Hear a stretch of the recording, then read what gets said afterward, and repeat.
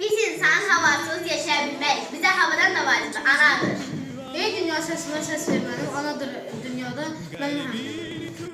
Bizi əzizləyərək sevən anadır. Bizi yetişdirib özü az qalan, bizi yetişdirib böyüdən anadır. Ana əyilməzdir, ana müqəddəsdir, o bütün dünyaya yayılsın.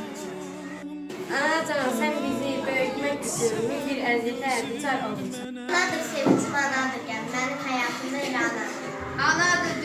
Anadır dünyada ən böyük sərvətin, saxlamaq lazımdır onun hörmətini.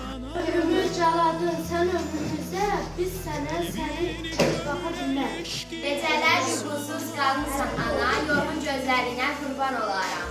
İndi düşünürəm onun üçün cənnət qapısını açarım. Yuxusan qaldıran o əllərinə özüm tək, bildim o nəfəsinə. Mənim üçün yatmayan o gözlərinə, qurbanam telindən müqəddəsən. Mənim üçün yatmayan o gözlərinə, qurbanam telindən müqəddəsən. Doğulub dünyaya gəldi elə ki, çıxdı rahatımızdan, əlimizdən ana. Ana canına qatmışam ana, ağlayan canına qurban olarım. İstəyir övladı görməsin müfrət, mənim ən böyük arzum anadır.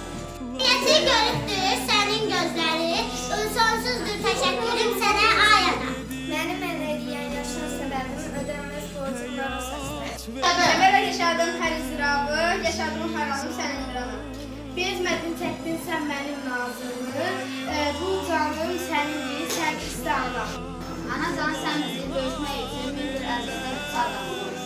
İndi düşünürəm, bax onun cildinə qapını açmaq açarım. Ana canıma qatmışam ana, ağlayan canıma qurban olarım. Adı əzab olan o səslərdən, dostlar